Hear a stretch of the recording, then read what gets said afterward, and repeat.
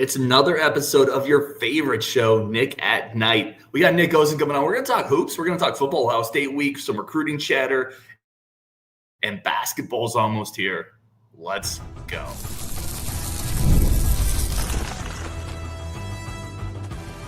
You are Locked On Badgers, your daily podcast on the Wisconsin Badgers.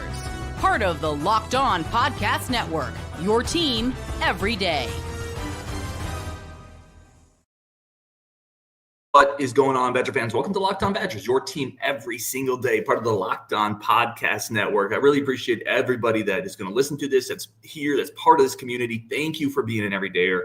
You're incredible. Speaking of people who are incredible, we got Nick Osen, 247 Sports, coming on.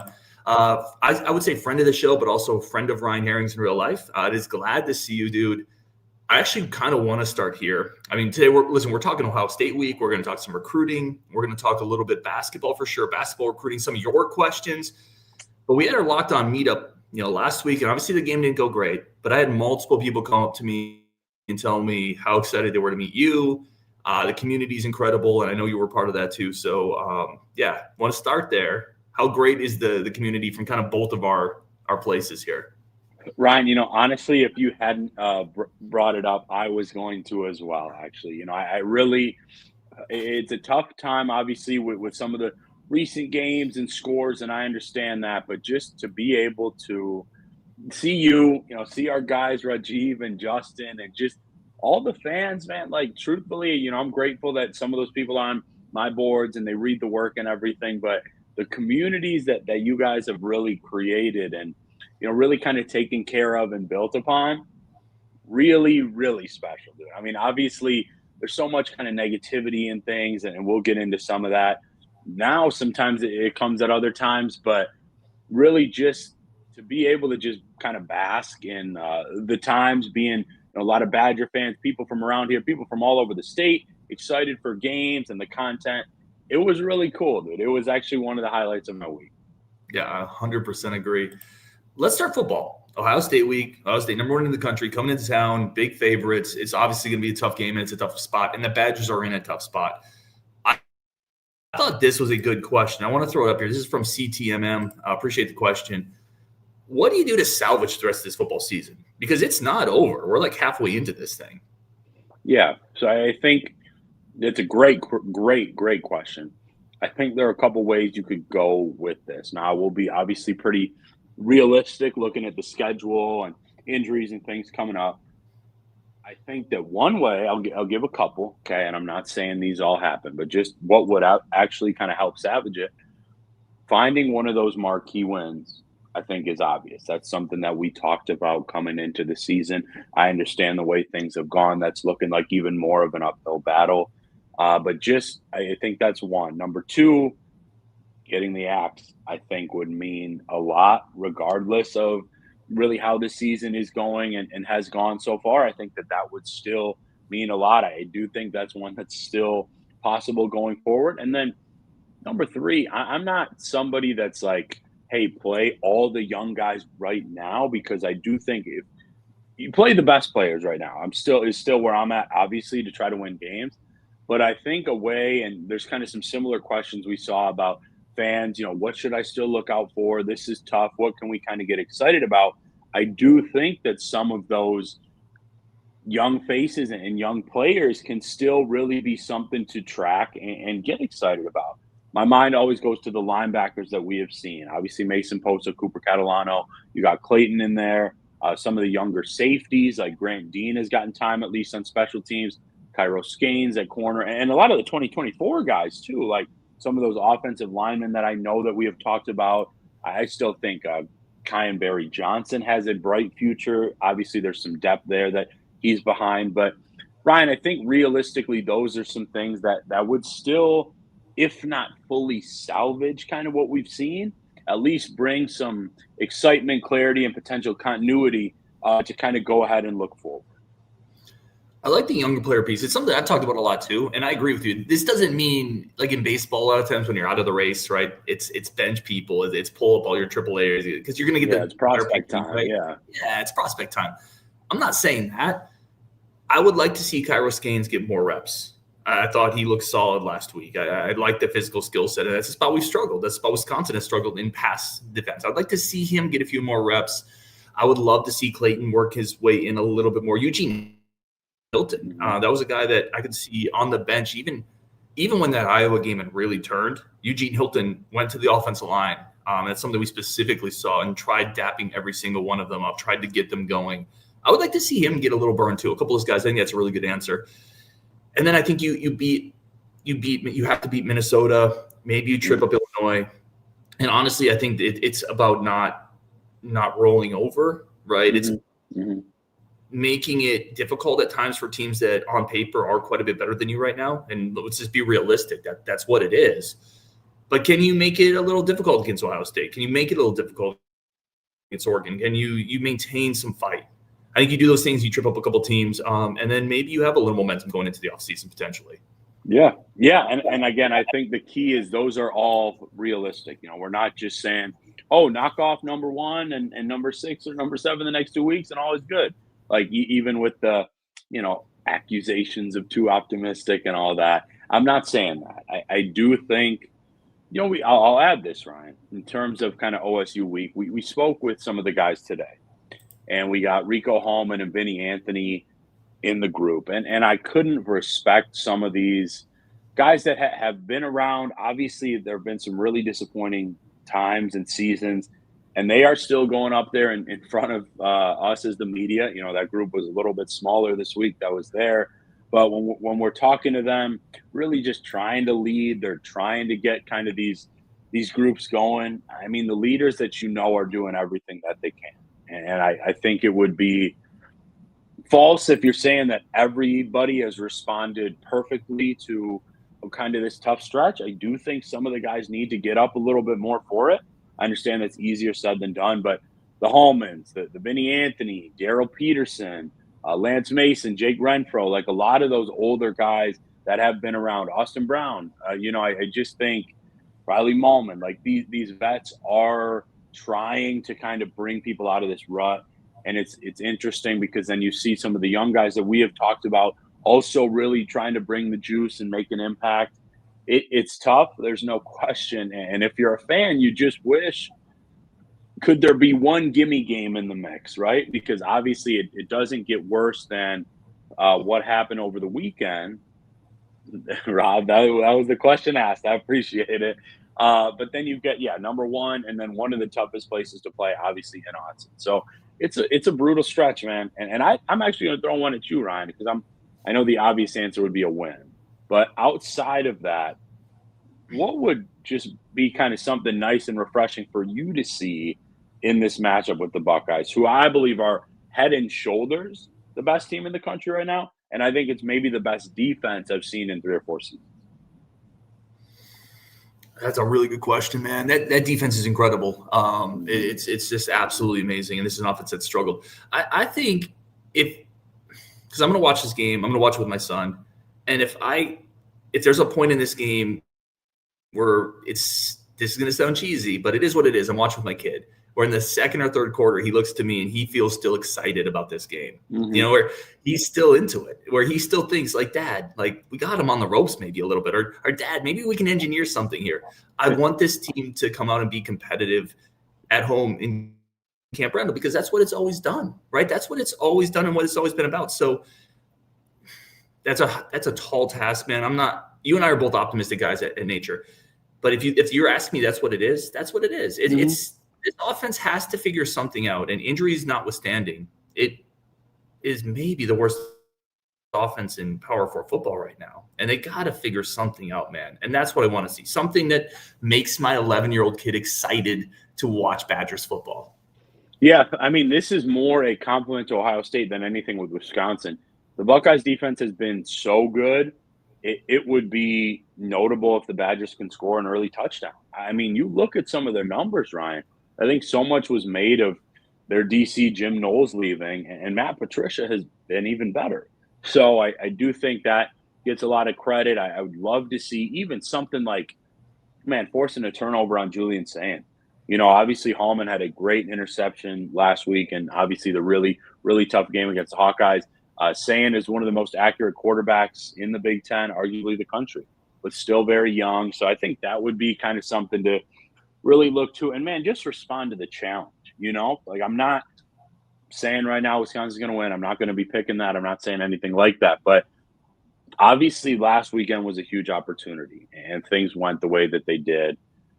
You'd just like to see this veteran-laden group respond to it and make it some type of kind of gritty contest like we saw in 2023. Yeah, I think it's really well said. Or against Penn State at home, against Oregon at home. They've been gritty at home against these teams. They got to do something like that. And I know a lot of people in chat. I'm going to try to get to everything. This probably isn't going to be the most negative show because we've had so much of that reaction post-Iowa. This is kind of just trying to look forward a little bit to this week, this season, what else they can do. But I get everything in the chat, 100%. And talk some hoops, too. And we're going to talk some hoops, too. Yeah. All right.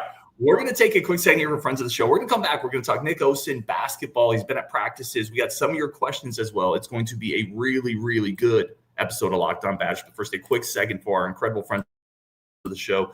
And as always, a quick second to say thank you for tuning into Locked On Badgers. Today's episode brought to you by our great friends over at Mazda. Mazda crafts cars for people who care about the details. They craft cars for people who want to do more than simply move from point A to point B.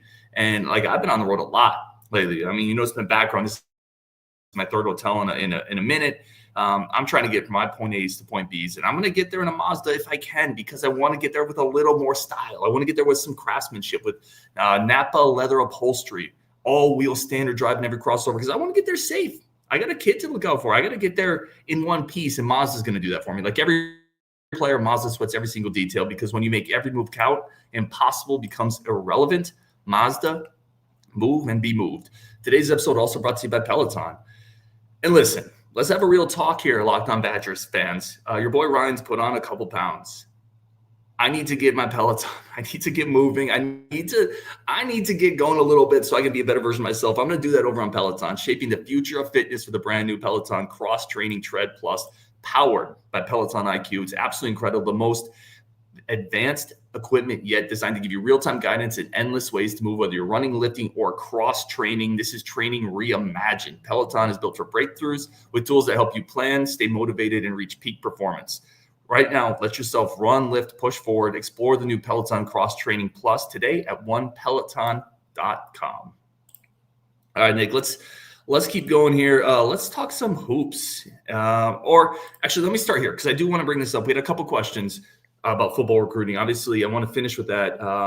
There was a really big, maybe the best offer list, kind of the best class of official visitors, 27 kids on campus for the Iowa game. Yaya Gad committed a really interesting, twitchy, high motor. Really good player. Really good guy. From high 3-star kid, 6'5", a piece that they really needed. Tayshawn Bardo has since decommitted as well. Just what's your big picture thought on football recruiting now, and what does it do to maybe some of those players that visited on a game that ends the way it did? Yeah, so it's nice that this isn't the most rushed. I kind of will have to be in our great shows, Ryan, because this could be a whole segment, man. I don't think people really understand. You can't predict what's going to happen, and obviously you're looking for more wins and things like that. But the fact that the staff, and especially the recruiting department, has really kept this class together to this point. Now, I understand that just happened with Bardo. We'll say that was actually at least a mutual decision. Wisconsin did have a role in that as well. And there are some more details that I had put on the message boards and reporting on that. But it's interesting. Kids can go into a game like that and leave, obviously, after seeing that with a couple different things. I think that obviously anybody that's coming to see Wisconsin, really hoping for them, that was a disappointing showing, obviously, and that's not what the group was looking for. But I talked to a couple of guys, a couple pretty top targets, Zach Gleason at corner in the 27 class. I have a couple more interviews to come, Amari Patterson, and some more to check in with as well. Some guys can really take in the time with the staff beforehand, the beautiful day in Madison, the campus, the energy. There are a bunch of things that go into it, Ryan. And I think the biggest thing is some guys see, if they're really passionate about these programs, potential to play early. And I don't mean to just kind of sugarcoat this. Obviously, nobody is happy with what happened Saturday. But that is something that people do see at times. I mean, I've had recruits tell me that even in losses, like, yeah, I saw the true freshman linebackers playing and things like that. So those are potential positives.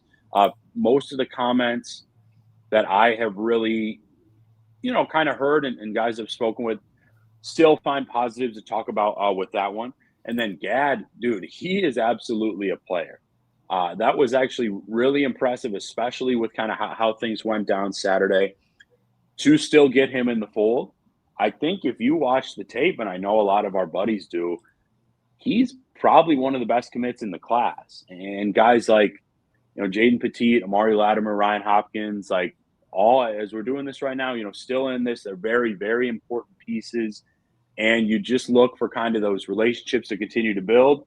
Ideally, those guys are seeing, hey, there's this potential. These guys might be struggling. I can have these opportunities early and go from there. But obviously, with all of that said, they're looking to see a couple more wins as well. And I think it's probably fair to this recruiting department, I think right now is in keep this class together mode. Obviously, they had a GAD, but like this is very much, there's going to be other schools coming around. That's what happens when a program struggles. This is very much keep this class together, keep those Latimers, Petits, Hopkins in this group, Aiden Reeder, Wenzel, those guys, and let's focus on what comes next. So I think that is what's going on right now for this recruiting department to some degree. Let's talk hoops. You've been to some practices, local media day, Nick Boyd, Blackwell, a lot of people generating some buzz and hype. Program is going to be ranked to start the season. There's some dark horse potential, like, hey, this could be like a deep run type team that you're hearing from some national media types.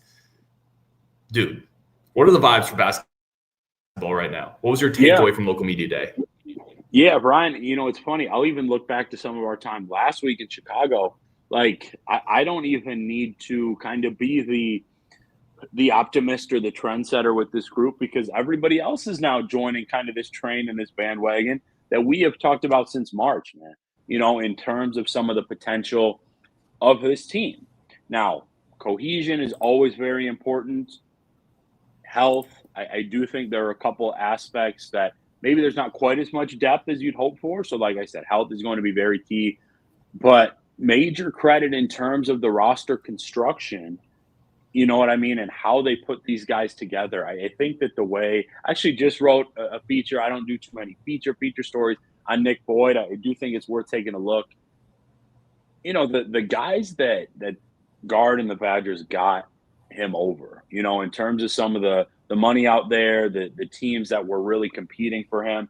I know it's all kind of a long answer, Ryan, but I think a couple takeaways are that, A, this team really does have the chance to be really good.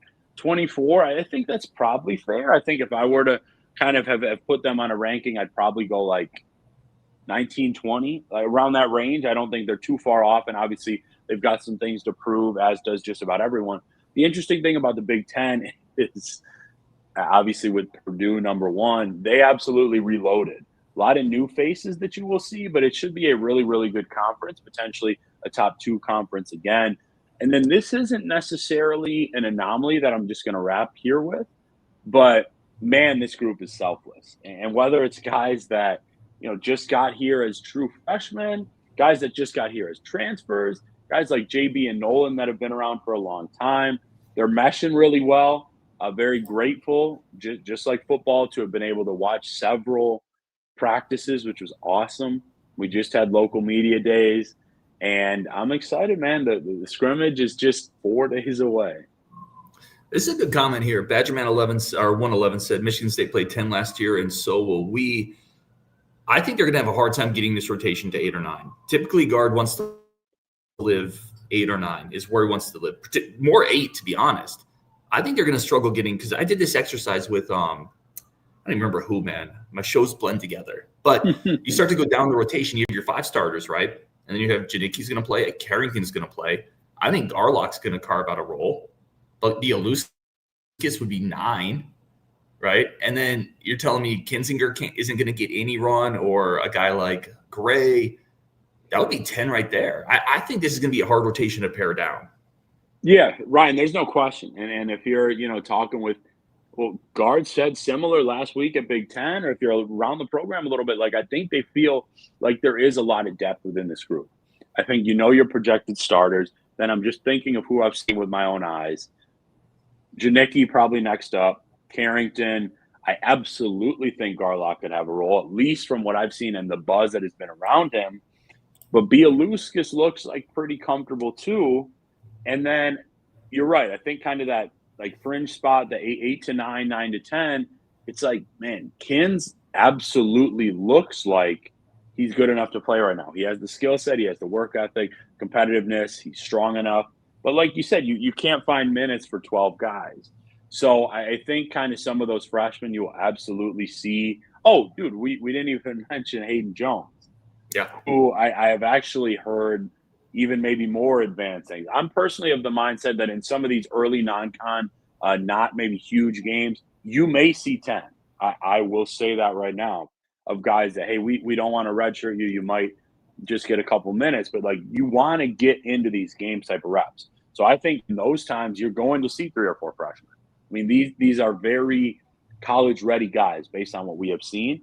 Differing skill sets. I will pat you and me on the back a little bit on Garlock because I know we went to see him. I probably saw him and Kins 20, 25 times combined in high school. But a lot of people, maybe weren't as impressed with some of the film or knew what he could turn into. Now, obviously, it's very early, but Ryan, when you're hearing some of these staffers talk about these guys, especially Garlock, and they're very kind of down to earth about things, and you just kind of hear them talk about Will, there's a buzz, whether that comes this winter or next.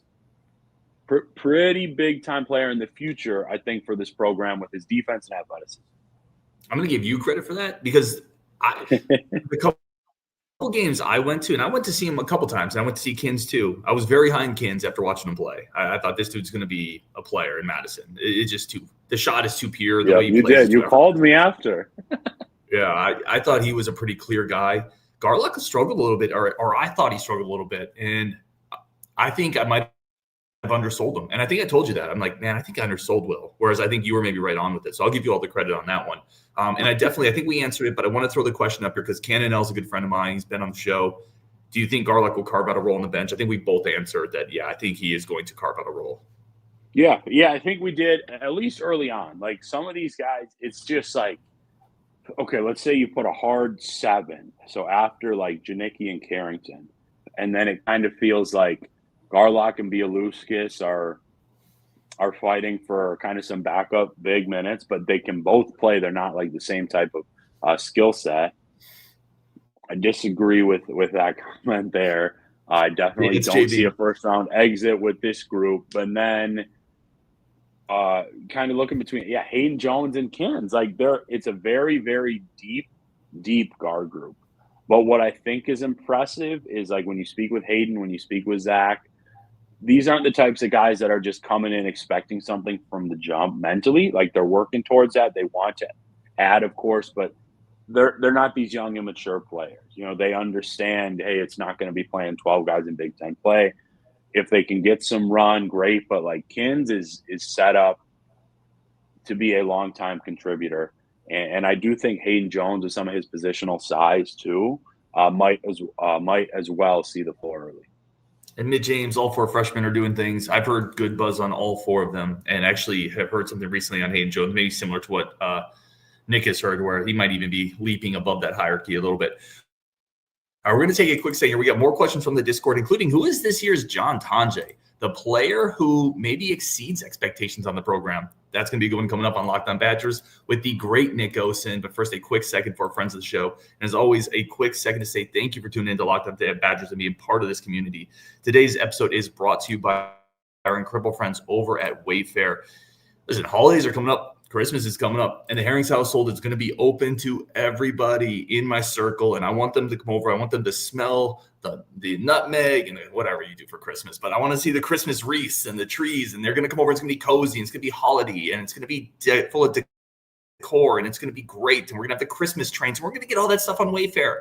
We're going to cozy up our home this fall. this winter, Wayfair is an incredible place to do it. It has everything you need to turn your home into the perfect spot for your guests, to personalize it for the holidays with a huge selection for every style and every budget. I love how easy it is to find things that fit my style, my wife's style, the budget, pictures of everything, free shipping. It's absolutely incredible. Get organized, refreshed, and ready for the holidays for way less. Head over to wayfair.com right now. Shop all things home. That's WAYFAIR.com. Wayfair, every style, every home. Today's episode also brought to you by our great friends over at SupplyHouse.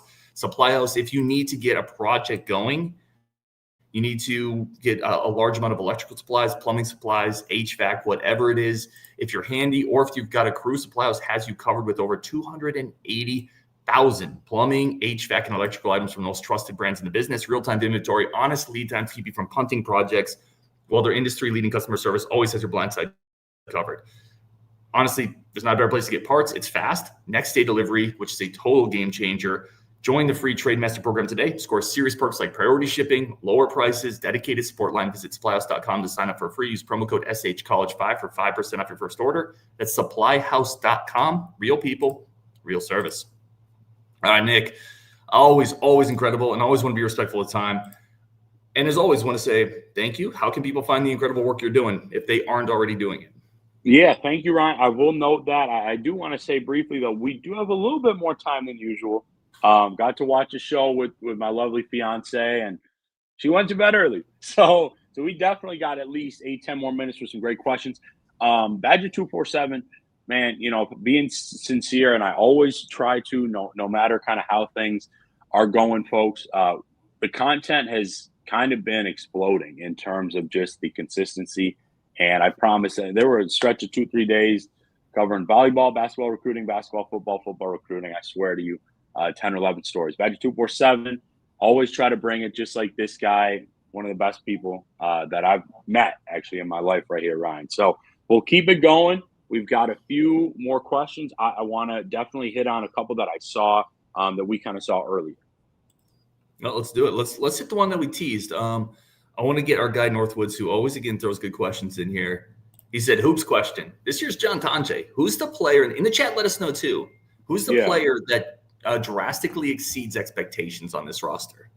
Yeah, Northwoods, you have some of the best questions I've ever seen in 4 or 5 years doing these. I hope you're on my board. If not, we'll have to work something out because these are amazing. I know you had another we might get to. Drastically exceeds expectations. So it's a little bit tougher just because I feel like I've had a little bit more access this year in terms of seeing these guys live. And I was very familiar, obviously, with Boyd and Rhodey in terms of transfers, probably a little bit more than I was with Tonje. And I have this experience seeing the pressure. I'm going to give 2. I don't think people fully maybe know how good Hayden Jones can be. And no, I'm not guaranteeing anything this year. I don't need, anybody thinking I'm hyperbolic. But when you hear some of these guys talk about him, including behind the scenes, like they're excited about this dude, man. And if you watch any of him this summer, and I was with my family watching just about every game for him at FIBA, the kid can play. And I think if he adds, I will say this, if he adds a more consistent jumper, you're looking at an elite level type of professional future, whether NBA or high Euro or something like that. And then in terms of somebody that I know will play a ton, man, give me Austin Rapp. He's not going to say he's putting up numbers like Tonje, but I've seen enough from him to be like, it's more than just, whoa, he can shoot. Like, this dude's pretty strong. He can move really well. He can push in transition. The guys absolutely love him, which I do think matters when there's kind of this egoless game and you're looking to create and get the rock out in transition. I think that everybody knows about JB in winter. I feel like Boyd's been kind of the most talked about. And then, to me, it was between Rhodey and Rapp. But I'll just never forget that first practice I think we were at. Ryan, he hit 3 threes in a row, and it wasn't just his own shots, like 3 possessions in a row. Then I think he missed one. Then I think Kin scored. And then he hit one from probably 32 feet. It's like there's an NBA scout next to me nodding like, okay, like this guy is legit. So that'd be the name I would say right now. I love those answers. And I would have doubled up a little bit, but to get some mix in here, I want to go with Rhodey for to start with. And it's a couple reasons. I think Rhodey coming in, I don't think people recognize the overall skill set that he has. Yeah, I was surprised by it. After he came in, I went into synergy and I dove into a lot of his passing. Like you can just look at every basically assist he has. Bro, hot take. I think Rhodey's the best passer on this team, Nick Boyd included. I mean, straight up, I think he's the best. He's not a hot take. he's incredible from his acumen and his IQ standpoint, and it's making simple passes really quickly. That's something a lot of players don't do. You know, there's an NBA offensive philosophy called 2 seconds. Like get the ball in 2 seconds. It's either make the decision, right? He does it in like a second. He knows where that ball needs to go, which means the defense just can't catch up. And he can shoot the ball. He's got size. He's got length. I think he can play some defense. I think he could be the wing stopper on this team, the best playmaker on this team. Not the point guard, but maybe the best secondary playmaker. And he's going to potentially shoot 35 to 40% from three while injecting toughness into the roster. He's not a star, but he's like he could be a star glue player, a star role. Ryan, he's a star in his role, and he is a guy that don't, come to me surprised if he's like playing in the G League for a little bit or some high Euro League. I mean, honestly, like he is incredibly impressive. I love the chemistry that he has already established with Boyd. I mean, this group is fun, man, and people want to be disappointed about some of the football stuff and question like some things with us. That's totally fine. Just about everybody was a little bit maybe higher on them than what we've seen. But basketball, I know for a fact we were ahead of the curve last year. I'm sticking with it again. It's tougher now because this national buzz is coming, right? So it's like, how are they going to handle expectations? That's where it's so good to have a great coach, a really good down-to-earth person in Greg Gard that can manage these guys. It's exciting, man. I mean, you can see my smile. Like I'm really looking forward to it. Got my credential today. It's going to be dope. I got some road games I'm going to surprise some people with. So, yeah, we got a couple more questions, though, right? Yeah, speaking of which, you mentioned I think we were kind of ahead of the curve maybe on basketball last year, and you mentioned maybe a couple people were a little ahead of the curve or behind the curve on football this year. Mark coming in blazing. Ryan takes on basketball a lot better than football. Jeez, Mark. No, goodness gracious. But I always want to put up all the comments. If it takes pokes at me, I'm totally fine with it. Let's do this. There was a good question in here. I want to find it now. A good basketball question I found. Mr. Steve-O, what is the net gain loss with the addition of Brad Davison and the departure of Kirk Penny? Wow, that is a good question. So I will start with gain, and I'm teasing one of my stories that's going to be out in the next day or so. Also spoke with Ty Schlegel over the weekend. If you really follow our basketball recruiting coverage, and we've really had that covered, a lot of visitors have been coming in for hoops. And so he is already using these Minnesota connections. Obviously, Davison was a superstar in basketball and football. Obviously, everybody makes the quarterback joke, but I believe he was good enough to play it at some level in college. Obviously went with basketball and has had an amazing career. So I think you're gaining a little bit more personality, recruiting connections, and energy. And that's not saying Coach Penny was low energy or anything like that. That's just more credit to Brad Davison and what he brings. Now, obviously, Penny had more experience and, kind of some of the different maybe offensive schemes and skill sets that he helped add, and nobody will take away credit from that. But the nice thing is Gard and the staff are very smart. They have picked up on those things. And Davison has also played basketball all over the world at this point. So I'm not going to kind of break down, hey, do I think it'll add more, subtract more? I think that Penny was phenomenal in his role. And frankly, I think that Davison will be. I mean, I will say we had a couple classes together at Wisconsin. So I have known him since like he was very early on and obviously being a player here, we're not too far off in age. And you just know sometimes when you meet some people, just kind of their potential in life and the fields that they choose. And, he is very kind of true to himself and has always been consistent with that. So I think there's a lot to be intrigued with. And I'm very impressed to hear 9-10 days into the job, 4-star recruits are telling me about that connection. And that's really well said. And that's great insight into the recruiting side of it and what I think he can add there. I think he's a natural born coach. I said that before. I don't think you go into the Big Ten and you play right away with the level of acumen that he played and not have some type of coaching genetics just hardwired into you. I think he was born to do this almost more than he was born to be a Big Ten pain in the butt for every other program. So I think he's going to be excellent. I think he's going to be exceptional. I say that with the caveat of I don't think it's as easy to replace Kirk Penny's offensive insight by just saying, and I'm not saying you're saying this, I'm saying this kind of in general, by just saying other people have picked it up. I think when you have really good, think in college football, if you have a really good coordinator, your other positional coaches can't fully pick up everything he does. Because much like I think Brad Davison has like that hardwired into him, I think Kirk Penny probably has a little bit of offensive genius hardwired into him because of the way he transformed this program. So I do hope this coaching staff, it doesn't have to be a 1-for-1. I do hope maybe they continue looking for ways to add innovation to the offensive side, adding ways to continue to evolve and push that because it can't stagnate. And that's something that Kirk Penny was able to keep evolving. I guess that's a way of me saying I love both. I think both are great. I don't think it's as easy to replace Kirk Penny as maybe some people think it might be. I'll add this, Ryan, and then we probably got time for like one more if you'd like as well, bro. Thing is, I think the people that really follow this, and obviously people like myself that report on it, it's not meant to be a 1-for-1. Coach Gard and the staff didn't bring in Davison to be the next Kirk Penny. You know what I mean? They brought him in to be Brad, and that might sound cliche, but swear to you, behind the scenes, that is the truth. And they're excited about it and what he can bring. And the energy is very real. The acumen is, and the connections are already showing. So it's going to be fun to watch. I think it's well said. Let's throw this one up from Brett Roll, a really good friend of the show. If Nick had to compare Kinzinger to any Badger guards of the past, who is the comp? Or obviously you covered Iowa State too. You've covered the sport in a lot of sense.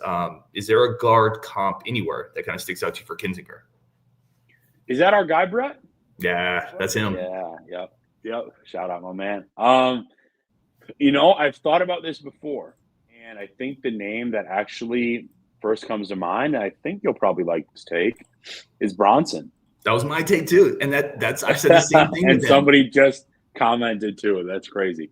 Because maybe not, 6'5", 6'6", dunking on everybody, but more athletic than I think people give credit for.